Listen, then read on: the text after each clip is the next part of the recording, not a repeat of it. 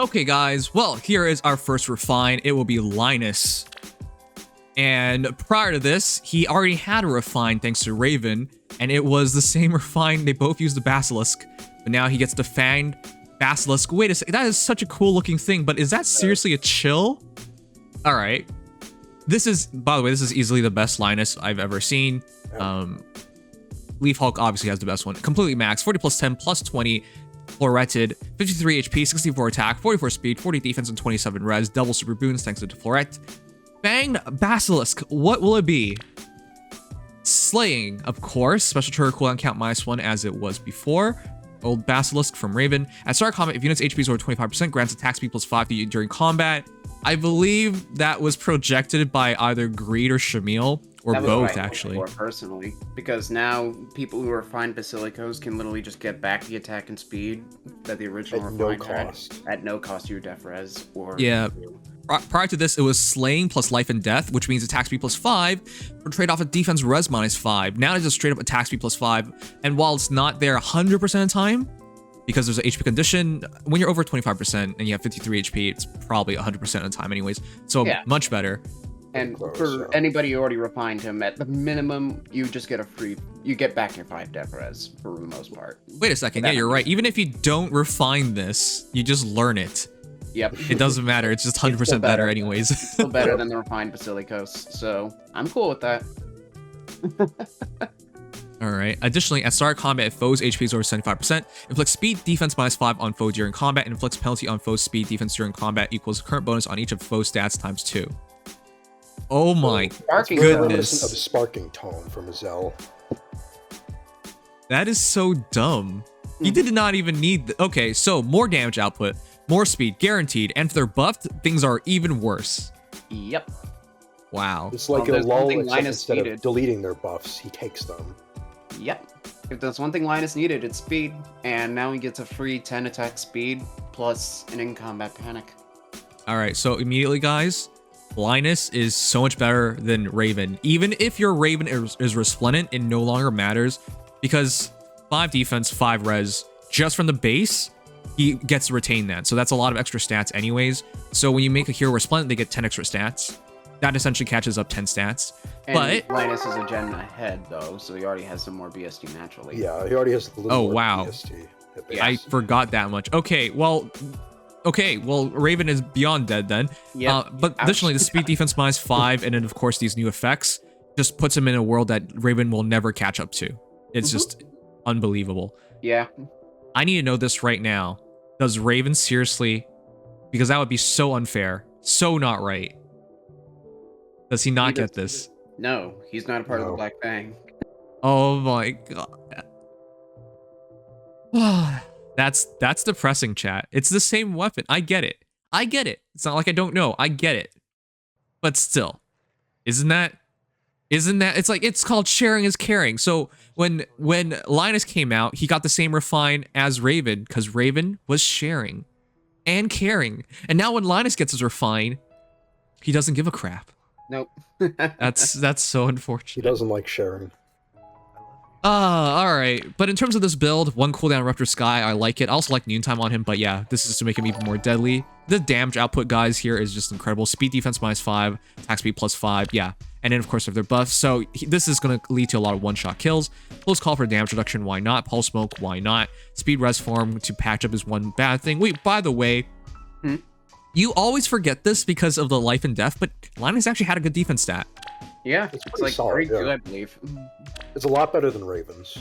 Yeah, Linus has an actual defense stat of, 32 and then 19 res, but he also has 37 attack. So his stats are actually competent, all things considered. I remember when he first came out, he was considered just a straight upgrade to Raven, stat-wise. Yeah, he was. I mean, he had one of the highest attack stats of all Axe Infantry. Hold up. Was Raven Resplendent only here for 2 months? Yes. Or was even 2 months. Oh my god. What? Raven never got a time to shine, chat. Linus better. Confirmed. Alright, but yeah, I mean, love the refine. Just for some perspective's sake, Raven has 4 more speed and 1 less attack post Resplendent. And Linus already makes back up that speed just from the refine effect, and he already has more natural attack. Raven has 5 less natural defense, even with resplendent stats, and only, what now? 5 more natural res, which gets lost through life and death. So, Raven is just objectively outclassed for the most part. Yeah. Oh, that figures. And now it's attack speed push 4, spurn 3, dry defense 2, steady breath. It's not bad. It's C skill, but solid. other than that, it works. Right, Weird. because you get attacked, and you attack, and then you attack with ether, so it makes sense. Yeah, So you got the Breath damage Ether reduction, fine. guaranteed trigger, extra damage and spurn. Not bad. Yeah. Although with this low merge, spurn is pretty difficult to use. I'd say Right, that is true. Luna- Well, then again, you wouldn't get any recovery, but you could argue for like Luna or Bonfire Spam technically, but either works. It definitely works. It's like Leaf Hook 53 says, This speed. Linus is ... Okay, and I'm happy. Okay. 40 plus 10, easygoing ninja Kaze. You went plus attack?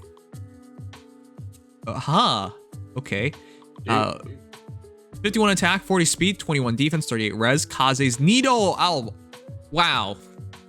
Is that really hard to tell? Guys, I can't tell what that refine could possibly be with that green sword there. Oh my goodness. What a puzzler. Wow, that's really unfortunate that you're not plus speed. Anyways, reposition Glacius, Mirror Impact, Null Fault, Joint Drive Speed, and Blade Session. Let us see this Kaze's refined. It is, of course, Slaying still, has his base weapons of Slaying, which, by the way, isn't that funny how our 2 free-to-play heroes had Slaying weapons? Yep. So Yeah, good. that's nice. Really good base. Alright, additionally, if unit initiates combat or is within 2 spaces of an ally, grants attack speed, res plus 4 to unit during combat. Okay. Easily the dagger to use. I don't think there's a better dagger anyway, so if you use Kaze, you're serious about him, get the dagger. Inherent effects are already really good. Yep. Okay. Additionally, Dagger 7, everyone knows what it does. At start combat, if unit's HP is over 25%, grants attack speed, res plus 4 to unit during combat. Just do it again. Do it. They've been doing this with a lot of heroes. Just do it twice. Yeah, why not? Down. And also, if unit's speed is over foe speed, grants special cooldown charge plus 1 and deals 5 damage per unit's attack. It's Okay. not just flashing 3, it's flashing 4. Rest in peace, Niles? Niles. Yeah, Niles. this He had makes Flashing Niles Blades look like a 3. joke. Niles Yeah. has flashing blade slaying with shining bow true damage, whereas this is flashing blade 4 true damage slaying, and then also 8 attack speed res. This is depressing, chat. It really is, because they're essentially the same kind of units, except Kaze has more BST. They have basically the same stat spread of higher res, pretty good speed, and okay attack. I mean, Niles is Gen 1 unit. You can't really do much about it. But the new ability giving him 8 extra attack, 8 extra speed, 8 extra res, as well as Flashing Blade 4 is just overall better. Now, I know it's an archer versus a dagger hero, but they're both colorless heroes and they're both range. So unless it's against flyers, it's just easily Kaze's better. All right, with that said, reposition Glacius, Mirror Impact, Null Fault, Joint Drive Speed. You know what? Being within 2 spaces now makes a lot more sense, so the Joint Drive Speed, perfect. Null Fault, you almost can never go wrong with using this nowadays, especially if you're going to use them in Ether Raids or you're just serious about using a unit. Mirror Impact, why not? Deny their doubles if they're somehow faster. In this case, they could be faster because with your Joint Drive Speed, Kaze's Nido, and your Blades. You know what? It feels like 4 speed's only a little bit of speed nowadays, but this adds 8. This adds 4. This adds up to 9. 21 extra speed can take you to 61, which is a respectable amount of speed. Considering it's And a this is plus without attack flowers. and not- Plus, Yeah, yeah, this no is dragon like flowers. flowers, He gets plus 20 attack flowers. Kaze. And no ascendant either. So, I mean, if you really want to go all out, you can give him an extra 7 speed from here. I still think you should be plus speed, guys, but I'd like this build. It hits actually really hard, especially your Glacies is going to be so damaging. Yeah. 3 cooldown Glacies, guys, means you attack, they attack, and you just Glacies their face. 80% with 48 res, turning into 56. Yeah, that would 56 be res 5, 10, Glacies. Oh my god. 12. That'd be 45 damage Glacies? Yeah. Okay. And then you add in the fact that he now has 59, 65, 69, 74 attack with 5 true damage, so it's basically like he's hitting for 79 times 2 plus a 45 damage of Glacies. And Okay. all without having to use his seal or A slot for accelerated specials. Yeah. So chat, I wanted to say I firmly believe Kaze just got himself back into things. Why? because his Glacies can do so much damage, because his HP is not great, at plus 10, only 38 HP, if you run him in an infantry pulse team and give him like instant iceberg, or like essentially instant, right? So he just attacks one time, leave one cooldown or something, and then even if your opponent has guard, you're gonna get that shot to go off, and he can hit so much, do so much. So I'm actually like such a big fan of this that I think with this, it's enough to use him. If you have a plus 10 Kaze, for example, use him in like Aether defense with an infantry pulse team. I think that's a power hitter, especially if you have something like Catrius, Harmonic Catria. If you're doing Catria, you can run Times Pulse on Kaze and not even have to worry about anything else, because then you could just hit twice and the follow-up would be an iceberg. Okay, well, Times Pulse is expensive, you bastard, so there you go. Well, any form of one pulse, you don't want to have to do a full pulse team because you only need one anywhere. Right. But that's what I'm trying to say. He just became a power hitter out of nowhere. Yeah. His defense bulk still sucks, but now he's actually also a competent mage tank and a fantastic nuke. Very impressive blow up. One that doesn't try to make him anything he isn't. All right. Whoa, this is not what I was expecting. A 40 plus 10 plus 20 Kaze chat. Also plus attack. Wait, why? Is there a reason to keep going for plus attack? Because his attack was not good. I went plus attack back in the day. Wow. Okay, guys. But of course, Kaze's Nido, as everyone has seen, but close reversal to get him to 30 defense. And then this takes him to 36 defense, and his res is effectively 50. Yeah, his res is effectively 50. Not bad. Yeah. I can see close reversal. With noontime, you attack him, he attacks back, heals. You can't even deny him. Yeah. I mean, his weapon is very easy to work with. I would probably, I don't know if I would go noontime at that point, but I think that this is definitely, he can work as a complete generalist. I do think noontime is potentially a little silly because he can get the flashing blade effect after he uses a stronger special, but... Okay, but let's try to calc the damage real quick, guys. His 55 attack turns into plus 8, plus 5. Well, assuming he outspeeds his opponent, but plus 8, plus 6, 14, and then plus another 5, 19. Are you telling me Kaze is actually going to do 74 damage? Yeah. That doesn't even make sense to me. 74 attack. I mean, even if you don't go plus attack, that's still 71. Right. And that's not say nothing of having 48 natural speed. Or not 48, but 52. 52. Yeah. This is actually okay. You know what? Kaze suddenly became so good. But I did want to touch on what you just said earlier about him not having Miracle as a lot of people expected, because he had that in his game, right? So yeah. He had a Miracle effect that he granted to allies. A supporting ally would have the Miracle effect. So luck percent chance to survive a lethal hit with 1 HP. Okay. And when I first read that and you guys gave me the thinking of it, I understood the thinking, but that for a free-to-play unit would have made him way too valuable. Depends you guys can on see. How it's done, because Seliph has a free-to-play Miracle, and we see where that went. Right, but that was that was only granting it to an ally. Imagine you have savior tanks and now they're guaranteed to survive. Yeah, that would be stupid. Yeah. Kaze would have turned into an MVP for AR offense teams. Yep. Yeah, and they need to be careful. For example, if you just ran one of the most cancerous save balls I've ever seen, which would be far save Hector with close save Hector, and he just partners Hector. Fuck that. Okay, there are a lot of Hector. Oh my god, close ward. Who's close ward from again? Close ward can be from Plumeria. I think that's it. All I remember was it was hard to get and not a great skill, but technically yes, Kaze would use it very well. At least it with Mystic Boost anyways. Well, why would... Wait, actually, Close Ward is Mystic Boosted. Close Ward is Mystic Boosted. Mystic Boost at that point is just doing staff healing. Okay. Just doing yeah. So I get this. It kills dragons up close, 3 cooldown, so they attack, you attack, and you attack, you get the kill. And also Disrupt also allows you to fight off healers. But I'm so surprised it would even go as far as taking Mystic Boost still. I'd have gone for like attack speed solo or something. Yeah, I would still do it because it's just 55 speed. Speed res form or attack res form would probably be the better options. Yeah, speed res form on him. mostly being used either to counter full-on mage teams or like complemented with a near save and try to tank it that way. Yep. Yeah, speed res form is so good, especially because his weapon is unit initiates or within 2 spaces, and that's just very synergetic. Yeah. Easier to use forms than it is to use solos with Kaze. With that said, though, this is an impressive 69 res. Am I calculating wrong? 9 plus 8, 17. Yeah. It's 59. 59. Oh. My bad. It would have been cool if it was 69, but still, that's a lot of res, and he's going to be fine up close. Yeah. NFR. Exactly. I didn't know there were so many Kaze fans. We are at another plus 10 Kaze, and this is a plus 10 one. This one was Swiss Sparrow 3 and Swiss Sparrow 2 with joint drive speed.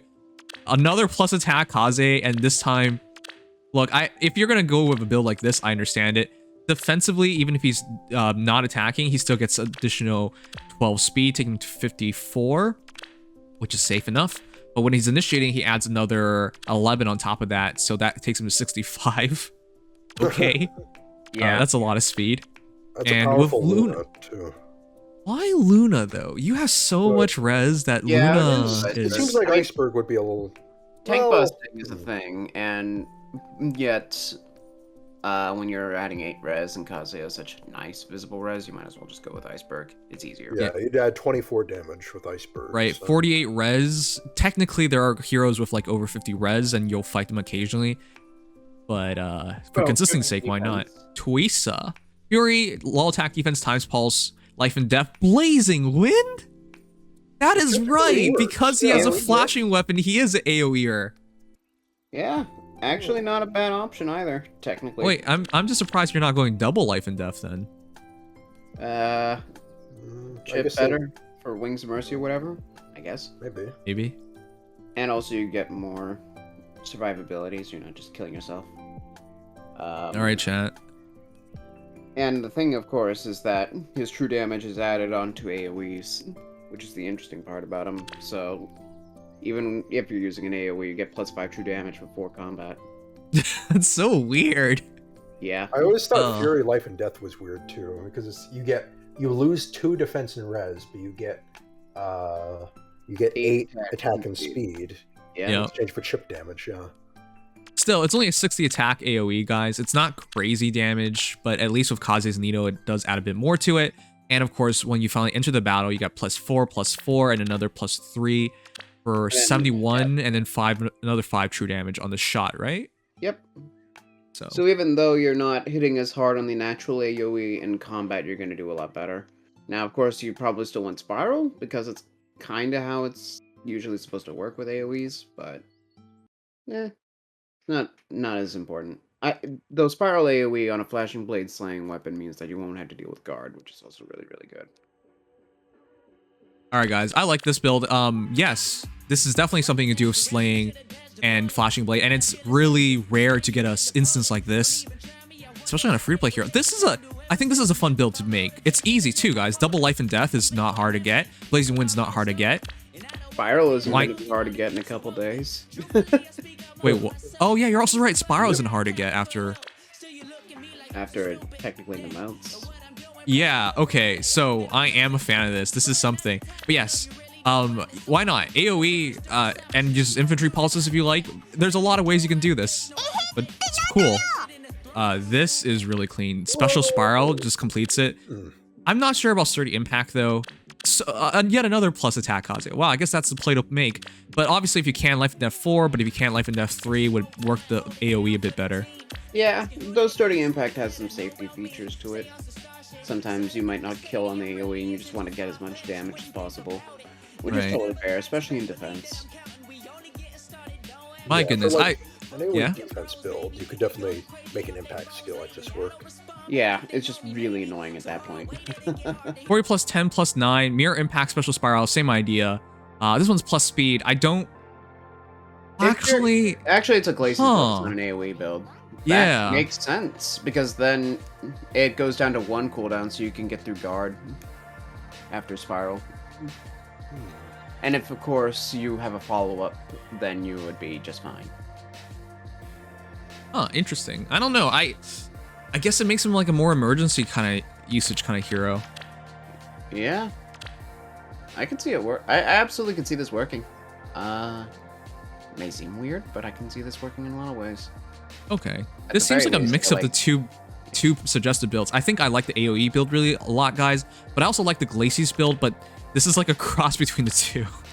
Which isn't bad either. I think that, realistically, the Beast slot is probably the only thing I would change if I changed anything, but Blade Session Mirror Impact is just so good.